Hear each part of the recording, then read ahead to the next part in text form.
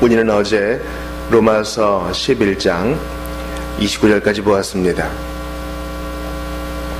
하나님의 은사와 부르심에는 후회하심이 없다. 참 얼마나 위로가 되는 말씀인지 몰라요. 하나님이 각 개인에게 은사, 선물을 나누어 주십니다.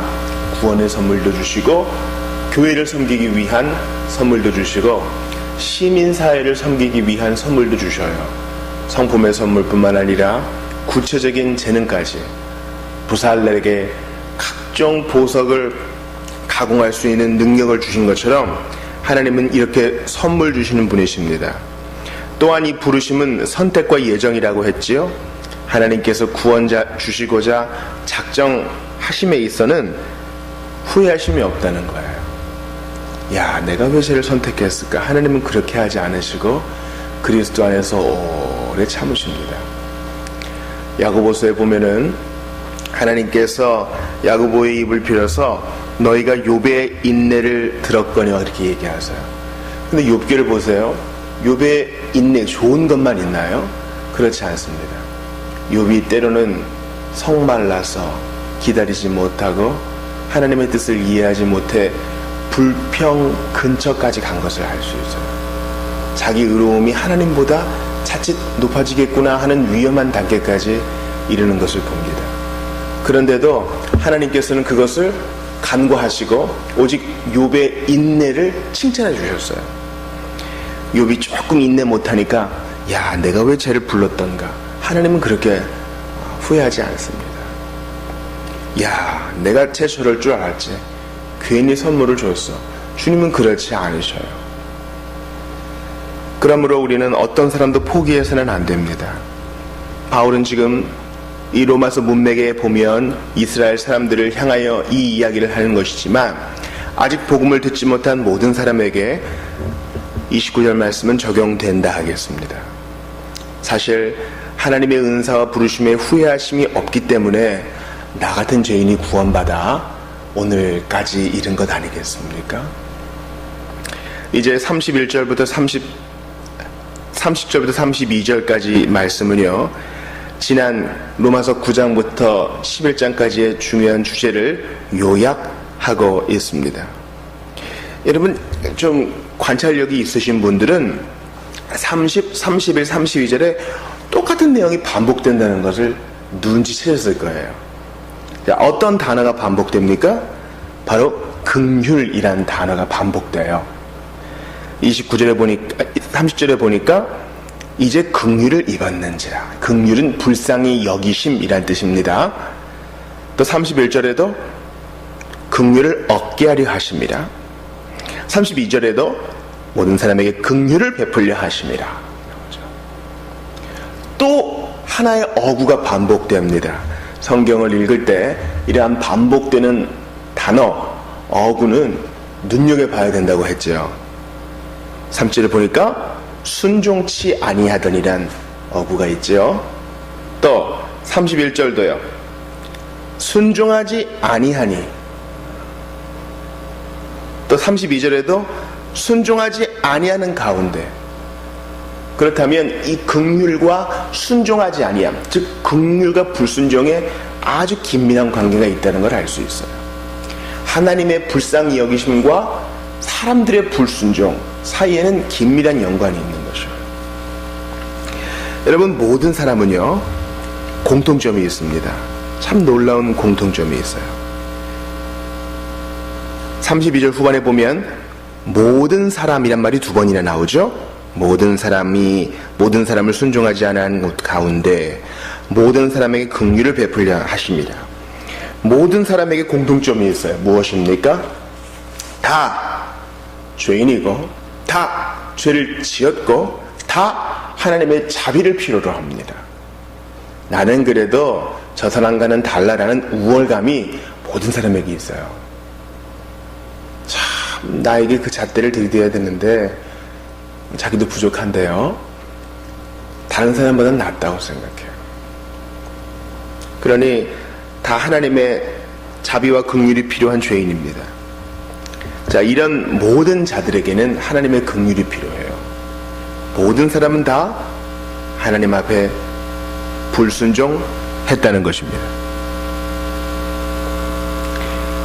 사무엘하 24장에 보면은요, 다윗이 범죄함으로 말미암아 이제 인구 계수 때문에 이제 하나님께서 몇 가지 옵션을 주세요. 어떤 형벌을 택하겠느냐? 그때 다윗이 온역을 택하면서 이렇게 말합니다. 다윗이 가세게 이르되 내가 고통 중에 있도다. 청하건대 여호와께서는 긍휼이 크시니 우리가 여호와의 손에 빠지고 내가 사람의 손에 빠지지 아니하기를 원하노라. 다윗은 알고 있었어요. 하나님은 성품 자체가 긍휼이시라는 것을 알고 있었어요. 또한 그분이 심판하실 때에도 여전히 불쌍히 여기시는 분이란 것을 알고 있었어요. 그러므로 이 긍휼이란 것은 인간의 비참과 깊이 연관되어 있어요. 모든 사람이 공통점이 있으니 죄인이고 하나님의 은혜가 필요하고 그거 아니면 비참 안 가는 거예요. 그러므로 하나님의 불쌍히 여기심 외에는 답이 없다는 것입니다. 참 놀랍게도 우리가 어제 공부한 이사야 55장에도 이 긍휼이란 말이 나오죠. 너희는 여호와를 만날 만한 때에 찾으라. 가까이 계실 때 그를 부르라.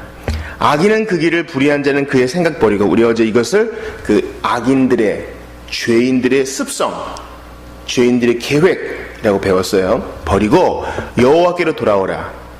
그리하면 그가 긍휼히 여기시리라. 우리 하나님께로 돌아오라. 그가 너그럽게 용서하시리라. 우리 하나님의 긍휼은 죄인을 용서하시는 데서 아주 극대화되어 나타납니다.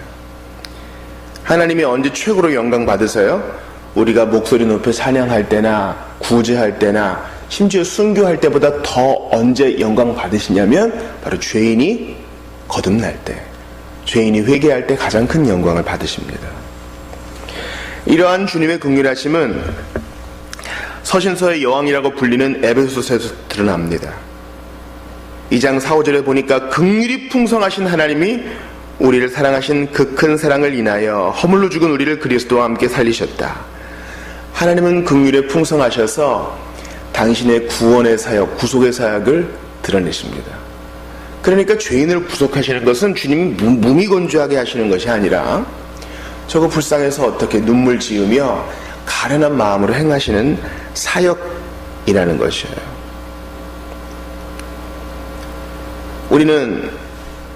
우리 모든 인류가 공통점이 있으니 죄를 지었고 죄인이여 자비가 필요하며 특별히 하나님의 불쌍히 여겨주심,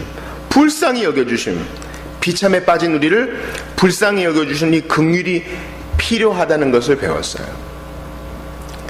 여러분 잘 생각해 보세요. 이성적인 피조물 가운데 사실 두 종류밖에 없어요. 이성적인 피조물은 바로 사람과 천사밖에 없거든요. 사람과 천사. 그런데 하나님께서는 천사에게 은혜를 베푸실지언정 천사에게 긍휼을 베풀지는 않으세요. 이게 참 대단한 것이기 때문에 히브리서에 보면 천사들도 이 사람의 구속에 대해서 자세히 살펴보기를 원한다 하는 거예요. 아직 타락하지 않은 천사들은 은혜를 입은 존재입니다. 그들은 타락한 천사처럼 되지 않도록 배교로부터 보조는 받고 또 하나님께서 만들어주신 그 은혜, 하나님을 찬양하는 영광스러움은 있지만 긍휼이 뭔지는 몰라요. 이 긍휼이 여기시면 오직 죄인에게만 하나님이 베풀어 주시는 단독적인 은혜입니다. 이 세상 어떤 피조물이 긍휼하심을 입은 피조물이 없어요. 오직 사람만, 오직 아담의 후예, 이제 예수 그리스도의 피의 적용을 받아야 할 죄인에게만 이 긍휼하심이 부어졌다는 사실입니다. 그러므로 사람이 돈을 얼마나 가지고 있든지 어떤 교육을 받았든지 지금 어떤 부를 향유하든지 간에 저나 나나 똑같이 하나님의 불쌍히 여기심 외에는 아무것도 아니다. 저거 지금 저렇게 교만 떨어도 하나님이 불쌍히 여겨주시는 거 발로 차면 저거 인생 끝나는데 저거 참 불쌍한 인생인데.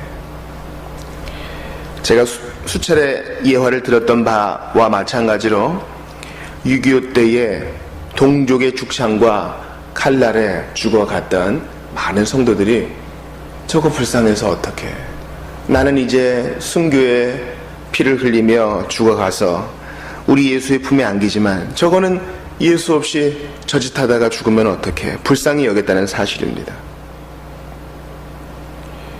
우리는 이러한 불쌍히 여기심의 최고의 예를 바로 누가복음에서 찾아볼 수 있습니다.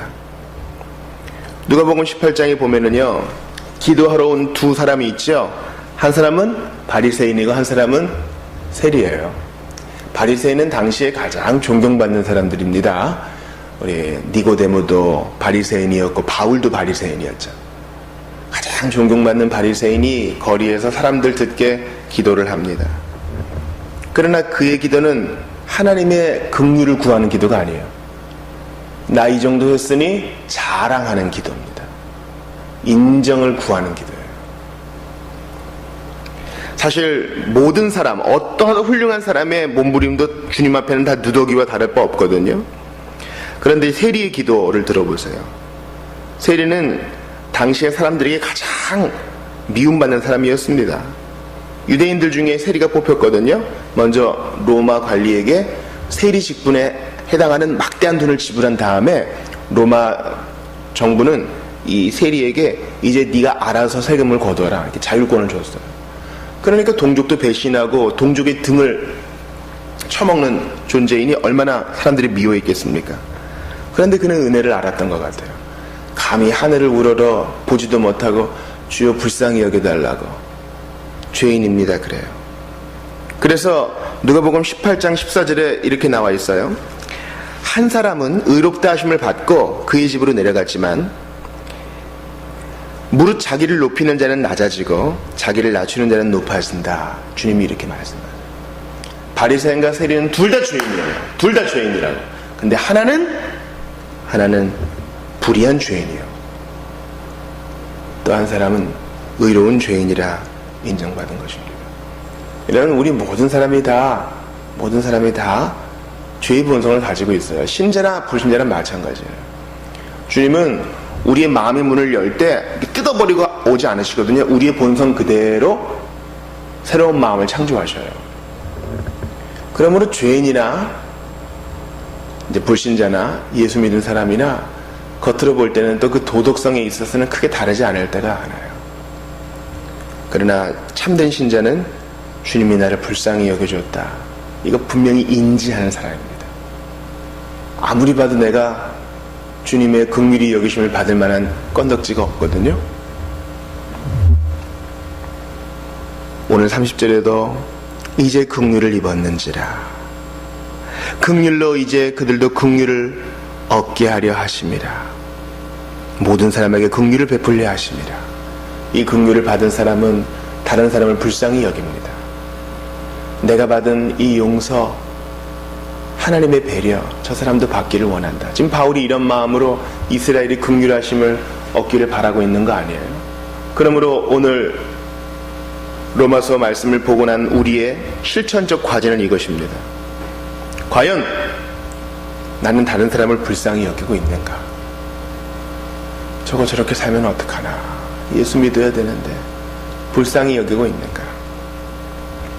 또한 하나님이 우리를 불쌍히 여기셔서 아들 보내주셨다는 복음을 자랑하고 있는가? 우리는 삶의 방식이 다릅니다. 내가 이렇게 없는 중에 행복할 수 있는 이유는 하나님께서 아들 주시기까지 불쌍히 여겨주셨기 때문입니다. 자랑하고 있는가? 이 두 가지를 마음에 새깁시다. 다른 사람을 불쌍히 여기고 있는가? 저렇게 살다가 지옥 가면 안 되는데 불쌍히 여기고 있는가?